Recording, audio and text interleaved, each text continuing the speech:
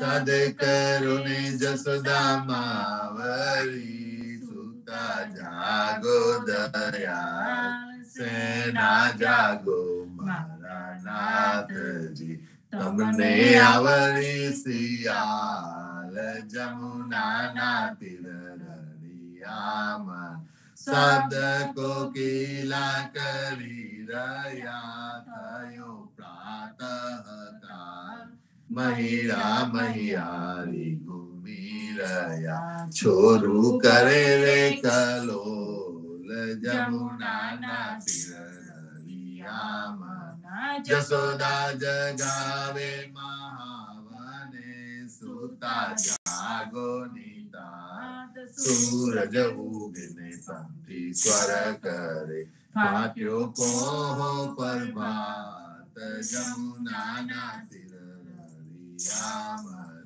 પારસ મંડીને કૃષ્ણ ઉઠિયા આવ્યા રંગમય દાતન આલો જસોદા માવળી મારે થાય છે વાર જમુનાના તીરરિયામાં સોના જારી રમના જલ ભરી આવેલ દાતન સાર દાતન આલો દીનાનાથને મુખલું આરુમાલ જમુનાના તીરરિયામાં દાતન કરીને કૃષ્ણ ઉઠિયા મુગદાલો જસોદા માય કરમે દોડીને ખભે દામનું જસોદા દોવાને જાય જમુનાના તીરરિયામાં પાછળડા વાલે ગોવાલીઓ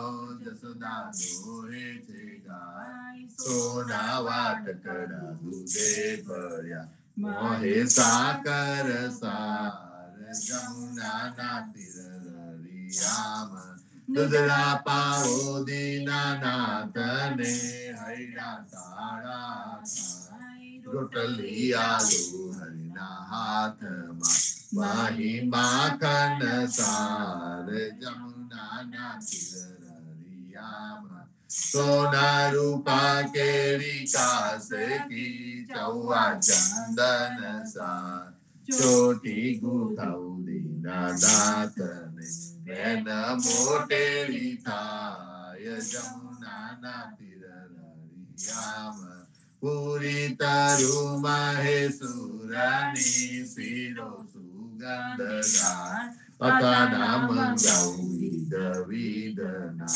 ભોજન કરો ભગવાન જમુનાના તીરરિયામાં તરતના તાવ્યા દૂધ તૈયાર છે મય દૂધ માખન સાર કપૂરે ઉતારું હરિની આરતી આરતી ઉતારે બ્રિજનાર જમુનાના તીરરિયામાં ભોજન કરવા કૃષ્ણ ઉઠિયા ચમન આલો મોરી માય સોના જારી જમુના જલ ભરી આચમન લ્યો ને દયાલ જમુનાના તીરરિયામાં ભોજન કરીને કૃષ્ણ ઉઠિયા મુખવાસ રાખો નંદજીતા લવિંગ સોપારીને એલચી પાન બીરા બેચાર જમુનાના તીરરિયામાં માલન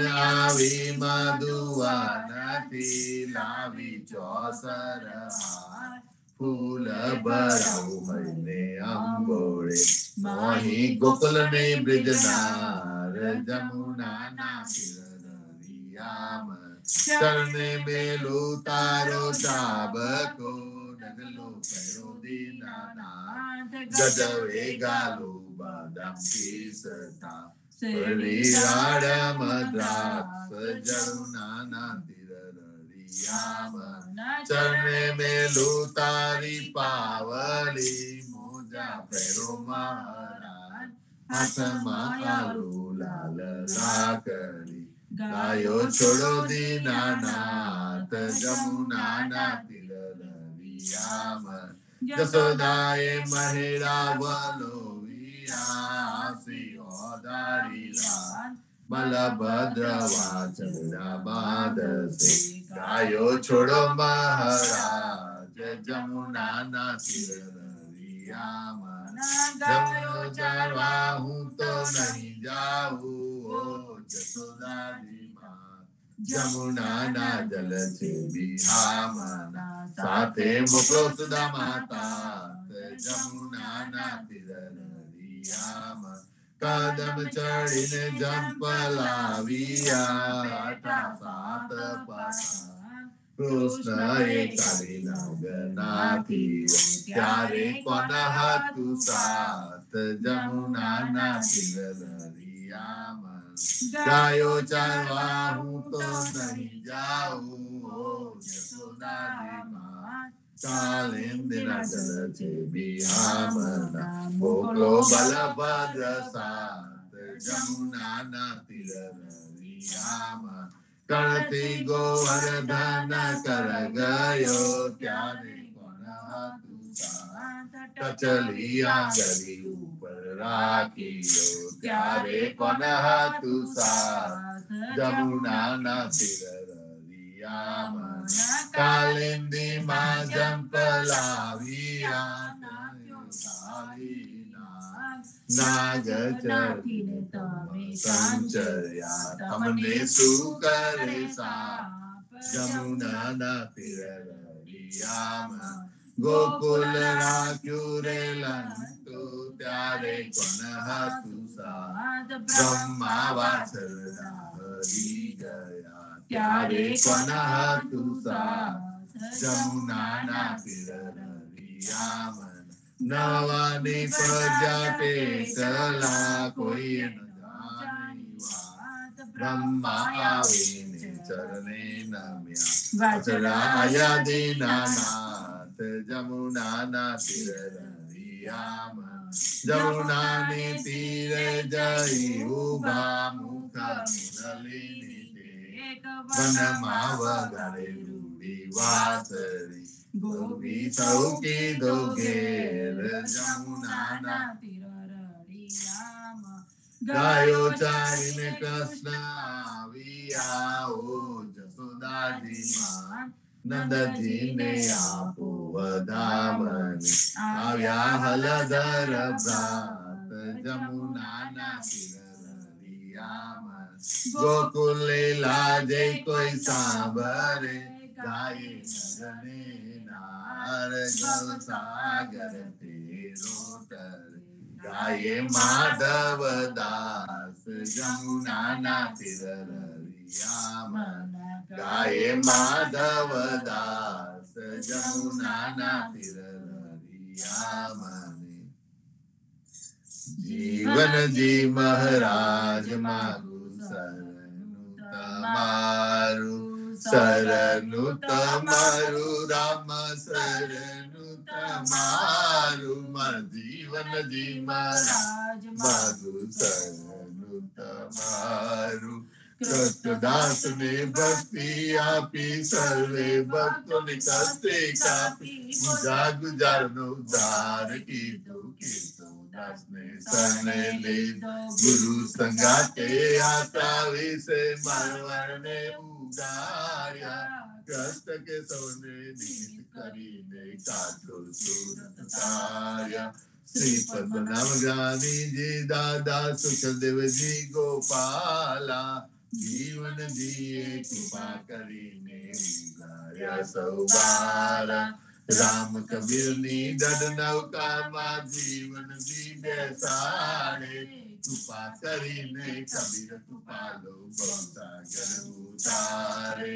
जीवन जीना बाल गोपालो राम कबीर उचारो बहुसागर ती तरवानो आसुंदर के बहुआरो अनन्य भक्ति नाम निष्ठा ने सत्संगति ने दारो अविश्वास ने दुष्ट भोजन सलिंग संग चारो निसंक होई ने भजन करे तो नाम परे सत्कारा मुझ पापी ने शरण लीधा एवा दीन दयाला सदगुरु जीवन चो निज नाम जीवन करता जीवन राम सदगुरु जीवन चो निज नाम जीवन कबीर जीवन राम हर माँ बाप पर कृपा करीने कानन पालो गाया जीवन जी महाराज मांगू शरणु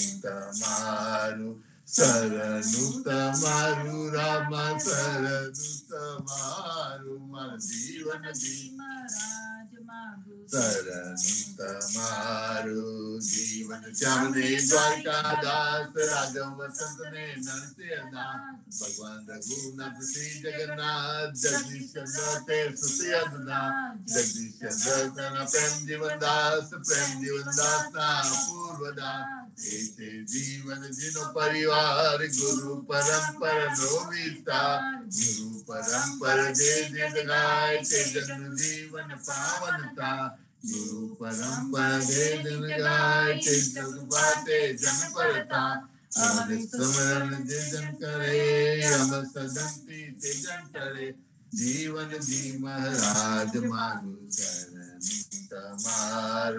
शरणु तमारू राम शरणु तमारू मर जीवन जी महाराज मानु शरणु तमारू स्वामी कृपा करो अति ज्ञानी स्वामी रे मारा स्वामी कृपा करो अति ज्ञानी बाजो अनेक विचार अचल भक्ति देताए जय छे मुक्ति भंडार पाए लागी करू विनंती स्वामी कृपा करो अति ज्ञानी स्वामी रे मारा स्वामी कृपा करो अति ज्ञानी बाजो अनेक विचार अचल भक्ति देताए जय छे मुक्ति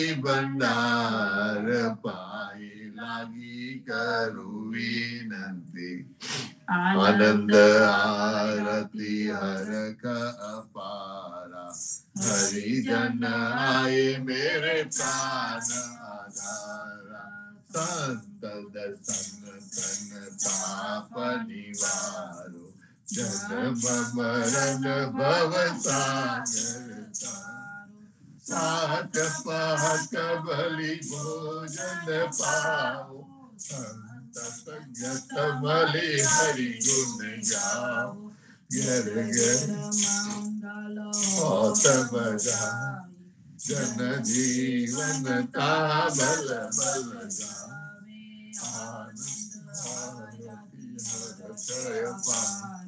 हरिजन आए मेरे प्राण उदारा हरिजन आए मेरे प्राण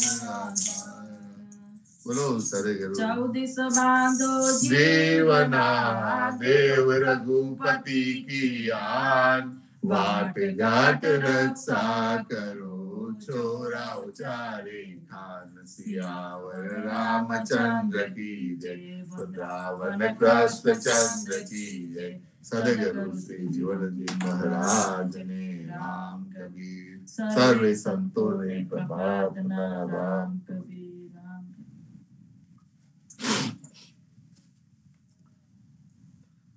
संतो खूब सरस નરેશભાઈ આજે રાગ વિહાગ પહેલા આપણને કીર્તનમાં કહ્યું જીવન નદીની જેમ વહેતું છે અને કબીરજી જ્યાં જાય છે ત્યાં પ્રેમ અને એકતાનો સંદેશો લઈને જાય છે સંતો આપણે પણ આ પ્રેમ ને એકતાનો સંદેશો લઈને બધા સંતો પાસે એકબીજા પાસે જઈએ છીએ અને એકબીજા સાથે પહોંચવાનો ટ્રાય કરીએ છીએ પ્રયત્ન કરીએ છીએ આવો સંતો આજે પ્રતિસાદનો દિવસ છે એટલા માટે કોઈને પણ મન બસે તો વૃંદાવન બસો રે આ કીર્તન ઉપર પ્રતિસાદ કરવા માટે સર્વે સંતો આવી શકે છે આવો મારા બાપ રામ કબીર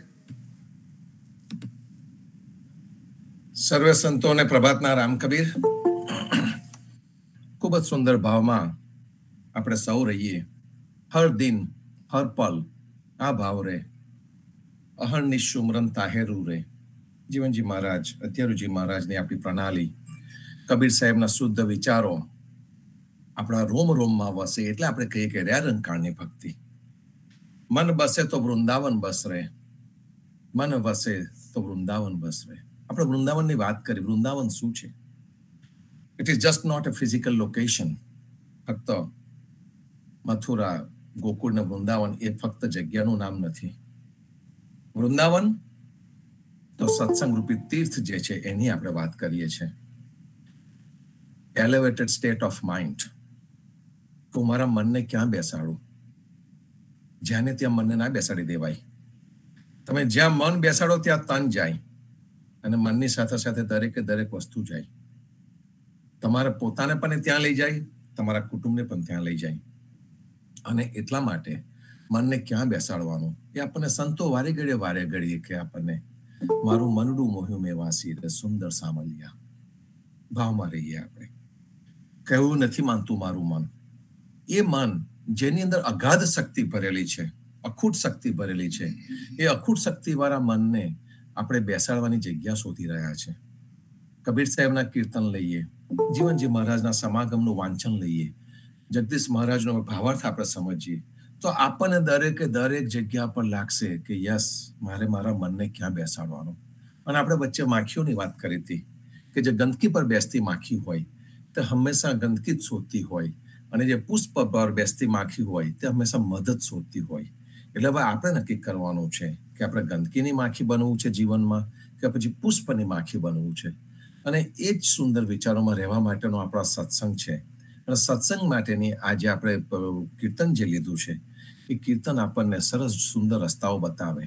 અને જ્યારે પણ વાત કરી કે તીર્થ વ્રત કાહે કો તું ભટકે, વૃંદાવન કો જપ કરકે, તું ક્યાં ભટક્યા કરે છે? ભગવાનને શોધવા માટે તું તીર્થમાં જાય છે. તીર્થની આપણે વાત કરી હતી કે તીર્થમાં અત્યારે શું ચાલે છે. એક જમાનામાં જ્યારે તીર્થ શરૂ થયું હશે તે વખતે વિચાર કેન્દ્ર હતું. કુંભ મેળાની શરૂઆત પણ વિચાર કેન્દ્રથી જ થઈ હતી. અને જે વિચાર કેન્દ્રો એટલે કે જુદા જુદા સમાજના જુદા જુદા પ્રકારના સાધુ સંતો દરેકે દરેક ભેગા થાય અને બધા ભેગા થઈને વિચાર વિમર્શ કરે. અને જે રીતે આ પ્રેમ અને એકતાનો સંદેશો કબીર સાહેબે આપ્યો છે એ સંદેશાની વાતો કરતા હોય, એની આપલે કરતા હોય. એ રીતે આ બધા કેન્દ્રો શરૂ થયા અને પછીથી એ કેન્દ્રોની ઉપર પુરોહિતોએ પોતાની પકડ જમાવી દીધી, બ્રાહ્મણોએ પોતાની પકડ જમાવી દીધી. અને વખત એવો આવ્યો કે આ લોકોએ ત્યાર પછીથી ખૂબ જ પૈસા ભેગા કર્યા, અને એટલા બધા પૈસા ભેગા કર્યા કે પુરોહિતોના કુટુંબો જ વિલાસમાં પડવા માંડ્યા. અત્યારે પણ આપણે જોઈએ છે કે મોટા મોટા આશ્રમો તૈયાર થઈ જાય છે અને પછી આશ્રમોની અંદર કૌભાંડો થાય. આ કેવી રીતે ચાલે? વચ્ચે આપણને ધ્રુવભાઈએ કહ્યું હતું કે કર્મકાંડ, એમાંથી કાંડ તો કાઢી જ નાખવાનો આવે, કાઢવો જ પડે. કારણ કે આપણે પોતે કાળજી કરવાની છે કે હું મારું ધન, હું મારું મન, હું મારું તન હું ક્યાં આગળ મૂકું. ખૂબ વિચારીને મૂકવાનું છે. કારણ કે દરેકે દરેક વસ્તુ જે આપણને ભગવાને આપી છે, જે પણ વૈભવ આપ્યો છે એ આપણું સૌભાગ્ય છે. જીવનજી મહારાજે એને કૃપા ગણી. સૌભાગ્યનો બીજો અર્થ કૃપા છે. અને એટલા માટે આપણી અંદર અહંકાર ના આવે. જે આપણી પાસે છે એ સૌભાગ્ય છે, ભગવાનની કૃપા છે. એ પછીથી બુદ્ધિ હોય, વાણી હોય, પૈસો હોય, વિચાર હોય, કોઈ પણ વસ્તુ હોય, કોઈ તમારી સ્પેશિયલ કળા હોય, ગાઈ શકતા હોય સારું, આ દરેકે દરેક વસ્તુ ને પ્રભુના ચરણે ધરવાની. અને પ્રભુના ચરણે ધરીએ એને આપણે, અને એનાથી કોઈ પણ જીવાત્મા ઉપર આવે, ઉઠે, તો આપણું જીવન સફળ થયું કહેવાય. અને એવું જીવન, તીર્થ રૂપી જીવન જે જીવીને ગયા એ કબીર સાહેબ. એક આખી સંત પરંપરા શરૂ કરી દીધી કબીર સાહેબે, અને એમની સાથે આખો સમાજ ચાલી પડ્યો. કબીર સાહેબ લાંબુ જીવ્યા, ઓલમોસ્ટ 118 થી 120 વર્ષ સુધી જીવ્યા. અને કહેવાય છે, કાંતિભાઈ ભટ્ટે એમના રામકબીર સંપ્રદાયના પુસ્તકમાં લખ્યું છે, અને કહેવાય છે કે એમને 5 વખત ગુજરાત કબીર સાહેબ આવેલા અને ઠેર દક્ષિણ ભારત સુધી પહોંચેલા. આખા ભારતમાં એ ફરતા હતા. જીવનજી મહારાજે પણ ભારતમાં ભ્રમણ કરેલું છે. એ જ રીતે કબીર સાહેબે પણ કર્યું હતું. એટલે જ્યારે આપણે કહેવા બેસીએ કે આ બધા ફરતા હતા અને એ લોકો તીર્થયાત્રાનો નિષેધ કેમ કરે? તીર્થયાત્રાનો નિષેધ એટલા માટે કર્યો કે તીર્થ સ્થાનો અત્યારે કર્મકાંડ ના સ્થાન થઈ ગયેલા છે, અને એટલા માટે એનો નિષેધ આપણને કર્યો છે. એ સ્થાનો પર જઈને તમે વિચાર કરો ગુરુ સંગાતે યાત્રા મિસે એ આપણે જ્યારે કરવા જઈએ તો કોઈ જ વાંધો નથી. અને એટલા માટે ઓલવેઝ આગ્રહ રાખ્યો કે 2-4 ભક્તોના પરિવારોને લઈને જવું. આપણે પદમવાડીમાં જઈએ પાટણમાં તો આપણે ભક્તોના પરિવારને લઈને જઈએ, જેથી આપણે ત્યાં આગળ પારાયણ કરી શકીએ, ત્યાં આગળ જીવનજી મહારાજ કબીર સાહેબના પારિયા પાસે બેસી શકીએ, સમય વિતાવી શકીએ, વિચાર કરીએ, મનન કરીએ, ચિંતન કરીએ. તો ત્યાં આગળ આપણા માટે ભાવ ઉત્પન્ન થાય. ખાલી ટુરિસ્ટની જેમ જોવા જઈએ અને બસ ખાલી હાથ હલાઈને આવતા રહ્યા કે હું તો પદમવાડીમાં જઈ આવ્યો, એનો તમારી પર કોઈ અસર જ ના થઈ હોય. કહેવાનો મતલબ એ જ છે કે દરેકે દરેક જગ્યા ઉપર તમે વિચારો લઈ જાઓ, સાથે તમારી ભક્તિ લઈ જાઓ, તો તમારું એ ફરેલું સફળ થશે. કબીર સાહેબ જ્યારે ગુજરાતમાં આવ્યા ત્યારે એમને ગુજરાતમાં તત્વાજીવાની શંકાનું સમાધાન કરવા માટે આવેલા. અને એ જ વખતે એ શુકલ તીર્થમાં આવ્યા. પહેલા પાટણ આપણી પદમવાડી બાજુ, પછીથી શુકલ તીર્થ દક્ષિણમાં આવ્યા તત્વજીવા માટે. અને ત્યાર પછીથી જ્ઞાનીજી મહારાજને મળ્યા. અને જ્ઞાનીજી મહારાજને જ્યારે મળ્યા તે વખતે એમની જે બટક બીજની જે વાત હતી એનું એમને શંકાનું સમાધાન કર્યું. રામ કબીર જ્ઞાનીજી પણ એટલા નિર્મળ હતા કે એમને કબીર સાહેબમાં રામ અને કબીર બંને દેખાયા અને રામ કબીર સંપ્રદાયની શરૂઆત થઈ ગઈ. અને એ જ વખતે નિર્વાણજી મહારાજ સુરતથી આવેલા. અને નિર્વાણજી મહારાજ સુરતથી આવેલા એ નિર્વાણજી મહારાજ એ આમંત્રણ આપ્યું કબીર સાહેબને. અને કબીર સાહેબ નિર્વાણજી મહારાજની સાથે જાય છે. જુઓ તમે કે સંતોના સંવાદ જ થતા હોય છે. અને ત્યાં સુરતમાં સંવાદ થયો, આ કાંતિકુમાર ભટ્ટે લખેલું છે. અને જે સંવાદ થયો આખી રાત સંવાદ ચાલ્યો. જેવી રીતે શરદ પૂનમના વખતે ગુરુ ગોપાલદાસ અને જીવનજી મહારાજના સંવાદ થયેલો, એ જ રીતનો આ નિર્વાણજી મહારાજ જોડે એમનો સંવાદ થયો. અને વિચારીએ તો કે બીજે દિવસે કબીર સાહેબ અને નિર્વાણજી મહારાજ એકબીજાને ભેટે છે અને કબીર સાહેબ તો આગળ એમના વિચરણમાં યાત્રા પર નીકળી પડે છે. તે વખતે બધા કહે છે કે આપણે તો વૈષ્ણવો છે અને નિર્વાણજી મહારાજ તમે એમની સાથે આવો સુંદર વાર્તાલાપ કર્યો, કબીર સાહેબ તો નિર્ગુણ છે અને એમને તમને સ્વીકારી લીધા, આવું બધું કેવી રીતે શક્ય થઈ જાય? અને ત્યારે જે નિર્વાણજી મહારાજે કહ્યું વૈષ્ણવોને કે કબીર તો સગુણ અને નિર્ગુણની ઉપર છે, એનાથી પર છે. અને આપણી સાખીમાં પણ છે સંત કે ઘર સબકા હો સન્માન. અને આ જે પર છે એ પર છે તે તો કે અવધૂત જેવા છે, યોગીઓના યોગી છે. જ્યારે આ વાત એમને કરી ત્યારે વિચાર કરતા થઈ ગયા કે જે આ સગુણ નિર્ગુણ ઓમકાર રેરંકાર આપણે ચોક્કસ જ ફિલોસોફી માટે આપણે એનો ડિફરન્શિએટ કરી શકીએ, પણ ખરેખર તો શું છે કે આપણા બધાની ઉપર ઉઠવાનું છે. સગુણ અને નિર્ગુણની ઉપર ઉઠવાનું છે, ઓમકાર ને રેરંકારની ઉપર ઉઠવાનું. અને જે સાચું તત્વ છે એને આપણા જીવનમાં લાવવાનું છે. આપણે આપણો પોતાનો પોતે શોધવાનો છે. આટલો જે સુંદર ભાવ રાખવાનો હોય એ આપણને આ સંતોના જીવન સમજાવતા જાય. એ જ રીતે જીવનજી મહારાજનું જીવન પણ એક મોટી યાત્રા. અને યાત્રાનો એક ભાગ એટલે આપણો ઉદા ભક્ત સમાજ, જે એમની રચના કરવામાં આવી. અને જેમ એ પસાર થતા ગયા પોતાના જીવનની નદીમાંથી, એમ એ શીખતા ગયા, એમ આપતા ગયા, છોડતા ગયા અને એમ કરીને પોતાનું જીવન ઉન્નત કરતા ગયા. અને જીવનમાં જે સિદ્ધાંતો એમને પ્રતિપાદિત કર્યા એ સિદ્ધાંતોની પણ આપણે ક્યાં આખી જિંદગી વાતો કર્યા કરીએ તો પણ વાણી પણ આપણી ટૂંકી પડી જાય. એટલો સુંદર ભાવ એમને આપણા સૌના માટે ઉભો કરેલો સંતો. અને ત્યાર પછીથી જગદીશ મહારાજે આપણને એનો ભાવાર્થ આપ્યો. પ્રેમજીવન મહારાજ આપણને કહે છે વારે ઘડીએ ટકોરીને કહે છે કે સત સમજો, આપણી બુદ્ધિ ચલાવીએ, આપણામાં સમજણ આવે અને સાચી સમજણ આપવા માટે જે ગૂંચો હોય એ કાઢવા માટે આપણી વચ્ચે પ્રેમજીવન મહારાજ આવ્યા જ કરે. અને સત્સંગ રૂપી જે ગંગા વહી રહી છે એ સત્સંગ રૂપી ગંગા આપણા મનનો કચરો, આપણા મનનો મેલ સાફ કરવાની જગ્યા છે. ત્યાં આગળ આ બધું ધીમે ધીમે ઓછું થાય અને પછીથી મન મેરા નિર્મલ ભયા એ જે કહે છે કે મન આપણું નિર્મળ થવા માંડે. અને એટલા માટે સત્સંગ જેવું કોઈ તીર્થ નથી. અને એની આગલી જે લીટી છે એ પણ એ જ છે કે સંતન કો દર્શન કર, સંતના દર્શન કર. આખી સંત પરંપરા શરૂ કરનારા કબીર સાહેબ, અને તું સંતના દર્શન કર. સંતના ગુણોના દર્શન કર. નરસિંહ મહેતાનું વૈષ્ણવજન તો તેને રે કહીએ, એમાં કેટલા બધા ગુણો લખેલા છે વૈષ્ણવના. જીવનજી મહારાજે તો એની અંદર પાછા અમુક એડ કરીને અનિલ વૈષ્ણવ આપણને બનાવ્યા.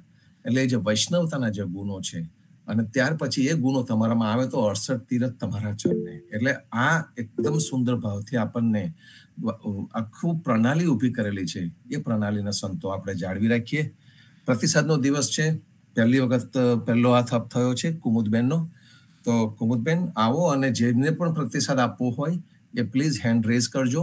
અને જ્યારે તમે 3 જણના આવ્યા છે, કુમુદબેન, પછી યોગેશભાઈ છે અને વિપુલભાઈ છે, અને જ્યારે આપણે બોલવાનું શરૂ કરીએ ત્યારે હેન્ડ ડાઉન કરી દેજો, જેથી તમારો ઓડિયો અને વિડીયો અમને ચોખ્ખો દેખાય. આવો કુમુદબેન, આવો રામકબીર. સર્વે સંતોને રામકબીર પ્રભાતના. જેમ સત્સંગની વાત કરી કે આપણે સત્સંગની કદર કરવી જોઈએ, જેમ કે છે ને કે આપણે મકાન બનાવવું હોય, હાઉસ બનાવવું હોય તો આપણે એક માણસથી નહીં બની શકે. કેટલા એન્જિનિયરો ભેગા કરીશું તો મકાન થાય છે, અને કેટલું મટીરિયલ ભેગું કરીશું તો જ મકાન થાય છે. એક ઈંટથી કે એક રેતીથી નથી થતું. તેવી રીતે આપણે આ બધા જે ભેગા થઈએ છીએ પ્લેટફોર્મ પર, અને એકબીજાના વિચારો, જે આપણા ગુરુએ 28 કીર્તન આપ્યા, એકબીજાના વિચારો રજૂ કરીએ છીએ અને એની સમજ આપણે મનની અંદર પાડીએ છીએ. કે છે ને હમણાં કીધું નરેશભાઈ કે જે ગાવાથી એટલું નહીં, પણ એ ગમે તે તમે ભજન ગાઓ, કીર્તન ગાઓ, પણ તેને સમજો, એનો અર્થ સમજીશું તો આપણને વધારે આનંદ આવશે, એમાં વધારે ઊંડા ઉતરવાનું મન થશે. એટલે કબીર સાહેબ પણ કહે છે કે સત્સંગ કી કદર જાન, નર શરીર દુર્લભ માન, નામ રસ કરો પાન, ગુરુ સ્વરૂપ ધરો ધ્યાન, ઇન્દ્રિય મન કશો આન.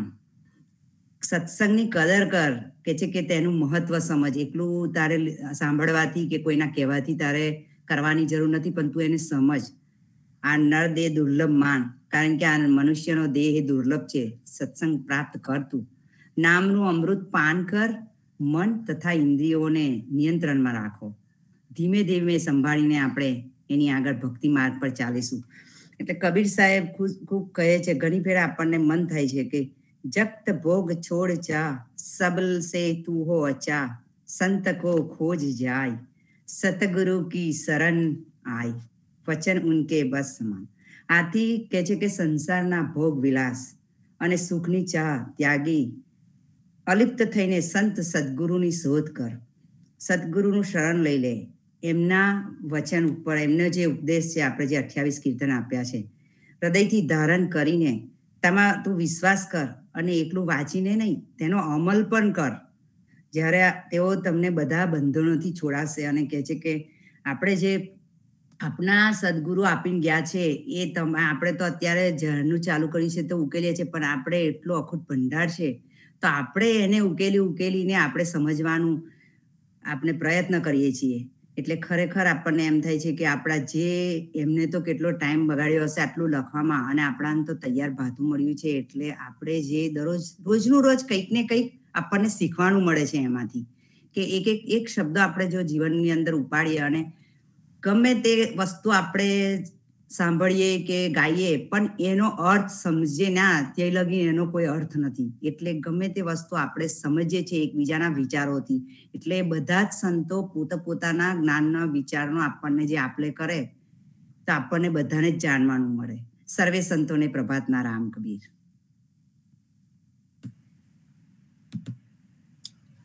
કબીર સાહેબ કહેતા, ન મેં ધર્મી ના મેં અધર્મી.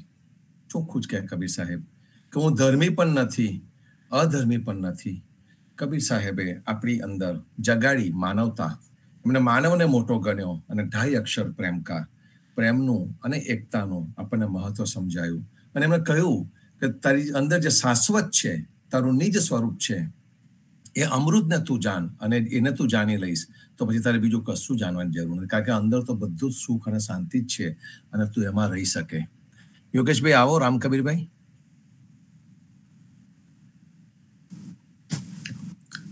સર્વે ભક્તોને પ્રભાતના. રામ કબીર. મન ઉપર આપણી અત્યારે કીર્તન ચાલ્યું છે, અને મન ઉપર તો કદાચ વર્ષોના વર્ષો પણ કદાચ જો નરેશભાઈ વિચારીએ ને તો આપણે વર્ષોના વર્ષો પર નીકળી જાય જો વાતો કરવા બેસીએ ને તો. સૌથી ટૂંકાણમાં આપણે વિચારીએ કે ભાઈ આ મન શું છે, મન ક્યાં રહેલું છે.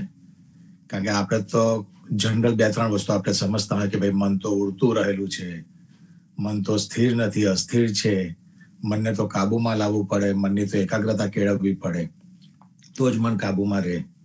100% મનને અવશ્ય કાબુમાં રાખવું જ પડે, કારણ કે મનનું સ્થાન કયું પહેલા આપણે એ નક્કી કરવાનું. મનનું સ્થાન ઘણા કહેશે કે મગજમાં હોય, કોઈ કહેશે હૃદયમાં હોય. નથી, એવું નથી. મનનું સ્થાન આખું શરીર છે, શરીરથી પણ પર છે. કારણ કે આપણે ઘણા જોઈએ છે. આપણે દાખલા તરીકે આપણે સુરદાસનું જ અત્યારે આપણે કીર્તન લીધું. તો સુરદાસ જન્મથી અંધ હતા, પણ છતાં એમની જે કવિતાઓ જે બધી જે લખેલી છે, જેનું વર્ણન જોઈએ આપણે, તો એમને રાધા અને કૃષ્ણનું જે કંઈ વર્ણન બધું કર્યું છે અને ભક્તિભાવ જે બધો લીધો છે, તો શું એ આંધળી વ્યક્તિથી નથી વાંચવા ગઈ, નથી જોવા ગઈ, છતાં પણ જો એ આટલું બધું જો વર્ણન કરી શકતા હોય કે જે આપણે પણ નથી સમજી શકતા, તો એ દિવ્ય ચક્ષુ હતા એમના. એ દિવ્ય ચક્ષુ કેવી રીતે મેળવી શકે? મનની એકાગ્રતાથી જ મેળવી શકે. મનની એકાગ્રતા હોય તો જ આ બધી વસ્તુઓ પ્રાપ્ત થાય. એટલે ઘણી વખત આપણે કહીએ કે ભાઈ મન, મારું તો આમ થાય છે, મારું તો તેમ થાય છે, મારાથી આમ નથી થવાતું, મારાથી તેમ નથી થવાતું.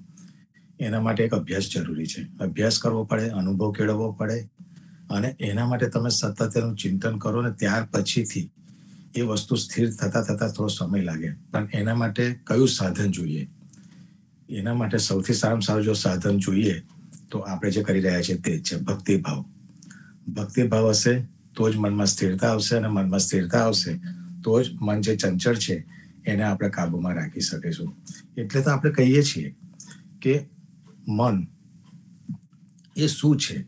મન છે એ વિચારોની ફેક્ટરી છે, વિચારોનું કારખાનું છે. સારા પણ વિચારો, ખરાબ પણ વિચારો. સારા વિચારો તરફ જઈએ તો આપણે હંમેશા ઉર્ધ્વગતિ પામીએ, કે જે ભગવાનના ચરણોમાં આપણે વહેલા આપણું સ્થાન પ્રાપ્ત કરી શકીએ. જો અધોગતિ, ખરાબ વિચારો કરીએ, નેગેટિવિટી વાળા વિચારો કરીએ તો હંમેશા તમારું પતન જ થાય. પતન હંમેશા હોય. આપણને પણ ખબર છે કે જીવનની અંદર પણ, અને આપણે ગાડી ચલાવતા હોય ને તો બ્રેકની જરૂર પડે છે. જો બ્રેક વગરની ગાડી હોય તો એનો અંત નક્કી જ હોય. પણ જો બ્રેક હોય તો તમે કંટ્રોલ કરી શકો. તમારા જીવનની દરેક મર્યાદાઓ છે, દરેક વસ્તુઓ છે, એનામાં તમે સંયમ કેળવી શકો. એટલે દરેક વસ્તુ માટે બ્રેક જોઈએ. મનનો પણ સંયમ જોઈએ, મન માટે પણ બ્રેક જોઈએ, કે સારા વિચારો કરવા જ પડે. જ્યારે પણ ખરાબ વિચારો આપણા મનમાં આવતા હોય તો એને આપણે બ્રેક મારવી જ પડે. એટલે આ બધી વસ્તુઓ બ્રેકની સાથે સાથે આ બધી વસ્તુઓ છે ને આપણા શરીરમાં અને આપણા જીવનની અંદર આવેલા બધા કચરાઓ પણ છે અમુક. એ કચરાઓ આપણે વીણવા પડે.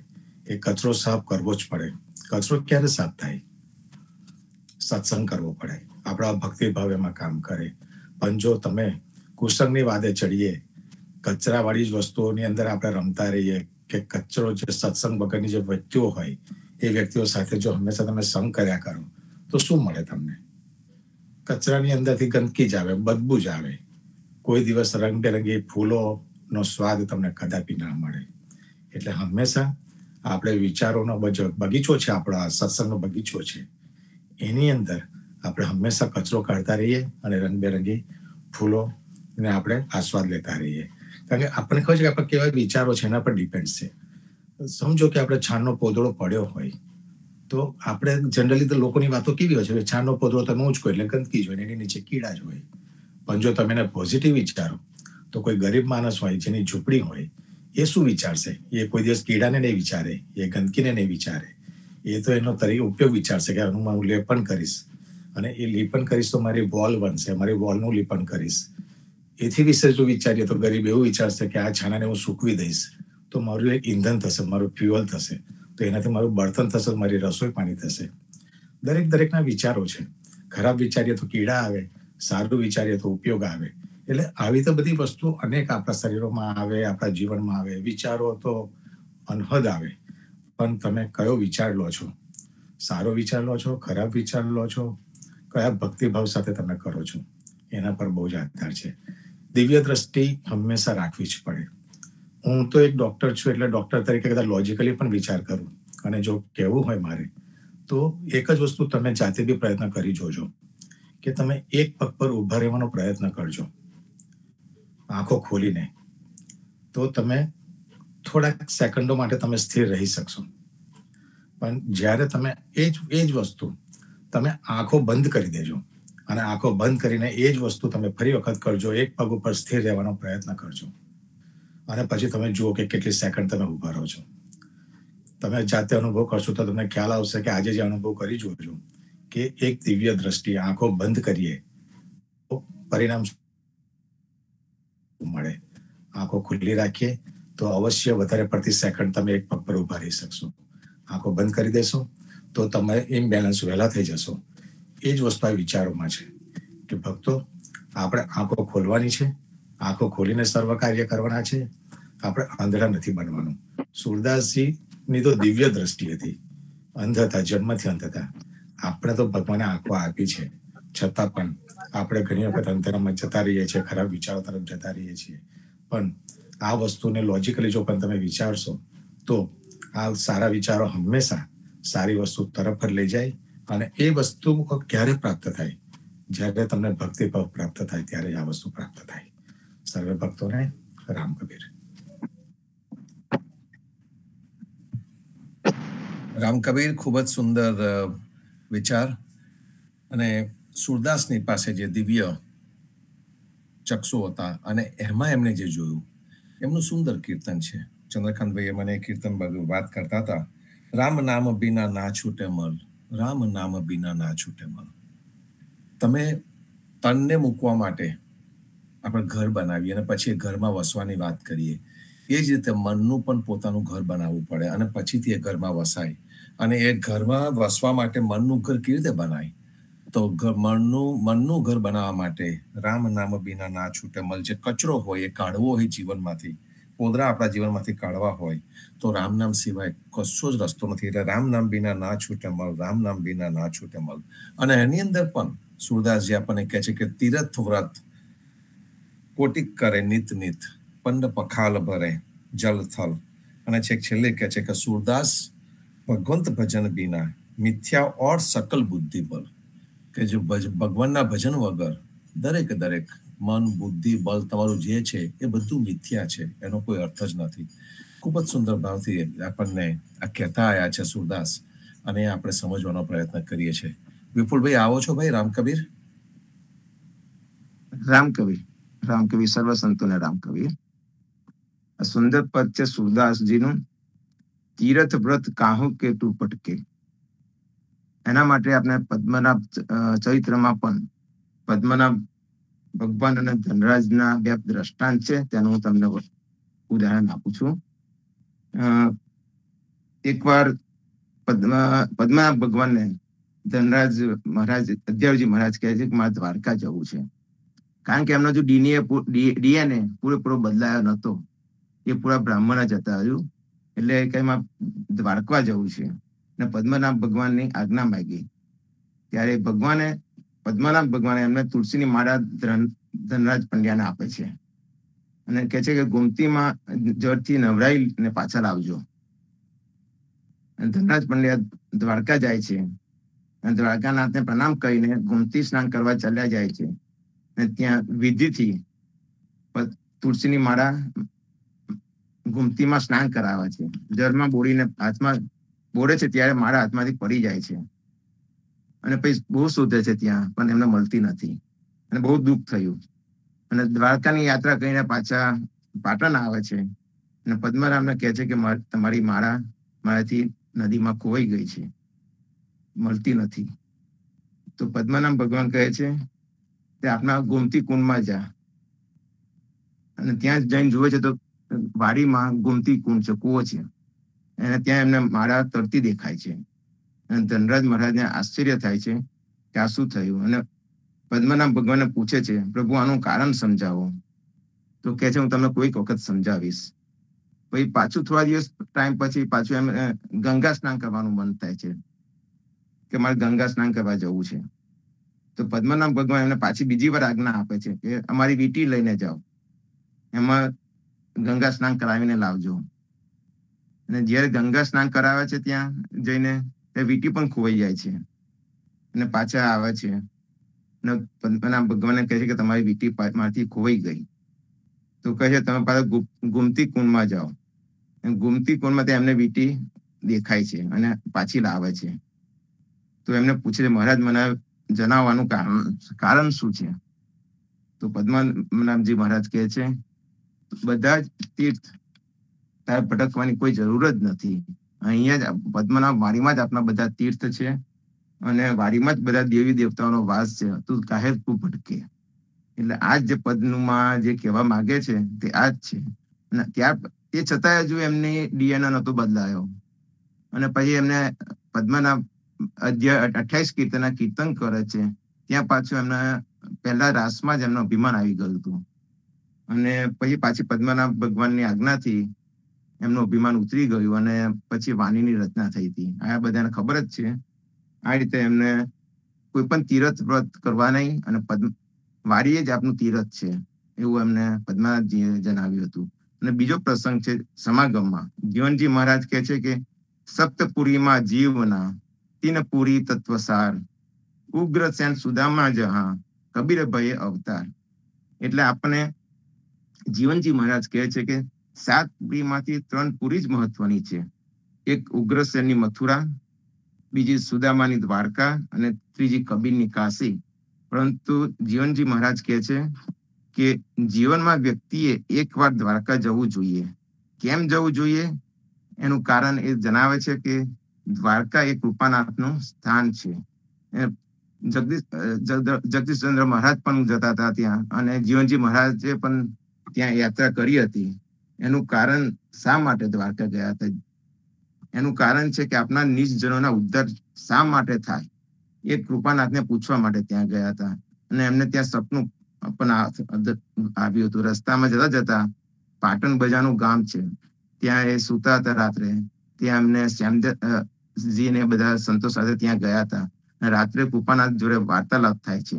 અને કૃપાનાથને પૂછે છે કે હે કૃપાનાથ, મારા સંતો, મારા બાળ ગોપાલો ત્યારે ત્યાં આવશે ત્યારે તમે એને શું ફળ આપશો? આ પ્રશ્નનું નિવારણ કરવા માટે દ્વારકા ગયા હતા. ત્યારે કૃપાનાથ જીવનદાસજીને કહ્યું કે મારું વચન સાંભળો, કે એક ચિત્ત વૃત્ત ધારણ કરીને અહીં જો આવે તો તેને હું 84 લાખ યોનિમાં ભટકવું નહીં પડે, પરંતુ તેના કર્મ બંધનને પૂરા કરવા અને મારા પ્રતિ પ્રેમ ભક્તિ રાખનારને એક વાર મનુષ્ય દેહ જન્મ આપીશ. આ મારું વચન છે. આ પ્રકારે ભગવાને અભય વચન આપ્યું છે. જો બીજી વાર મળનારો આ મનુષ્ય દેહને માટે જીવાત્મા ચેતી જાય અને તેનું ધ્યાન કૃપાનાથના સંગમાં પરોવી દે તો જીવન મુક્ત બની જશે. બીજી વાર તે જગન્નાથ ની યાત્રાએ પણ ગયા હતા જીવનજી મહારાજ. ત્યાં પણ એમને કૃપાનાથ સાથે વાર્તાલાપ થયો હતો.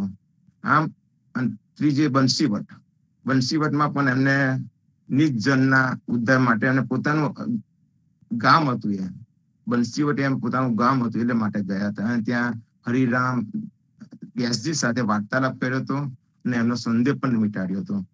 આમ એ અમુક તીર્થ માટે જવું જોઈએ, આમ જીવનજી મહારાજ કહેતા હતા. જીવનમાં એક વાર દ્વારકા જવાનું, અને વર્ષમાં એક વાર પાટણ જવું, એમ જીવનજી મહારાજ આપણને કીધેલું છે. અને કાશીમાં તો જીવનજી મહારાજ કહેતા હતા કાશી એ કબીરજીનું સ્થાન છે. કબીર ચોરાઈની જગ્યા જવી જોઈએ, પણ એ જગ્યા હાલ નષ્ટ થઈ ગઈ છે, તો ત્યાં પણ જવાનું જીવનજી મહારાજે ના કીધું છે. ગંગા પણ કાશીમાં પણ હવે જવું નહીં. આમ તીર્થનું સ્થાન આપણે બધા કહે છે જીવનજી મહારાજ તીર્થની ના કીધું છે, પણ જ્યાં તીર્થ છે ત્યાં જવું જોઈએ. કે જીવનજી મહારાજ જ્યાં ગયા હતા, દ્વારકા છે, જગન્નાથપુરી છે, પાટણ છે, આ તીર્થ સ્થળમાં ભગવાનના દર્શન કરવા માટે જવું જોઈએ. રામ કબીર.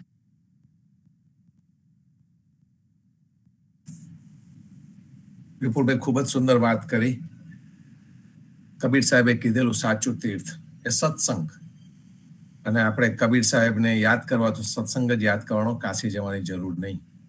અને જે તીર્થ સ્થાનો આપણે હમણાં ગણાવ્યા કૃપાનાથના, ચોક્કસ જ ગુરુ સંગતે યાત્રા મિશે એક સુંદર ભાવ લઈને એ જગ્યા પર જવાય જ.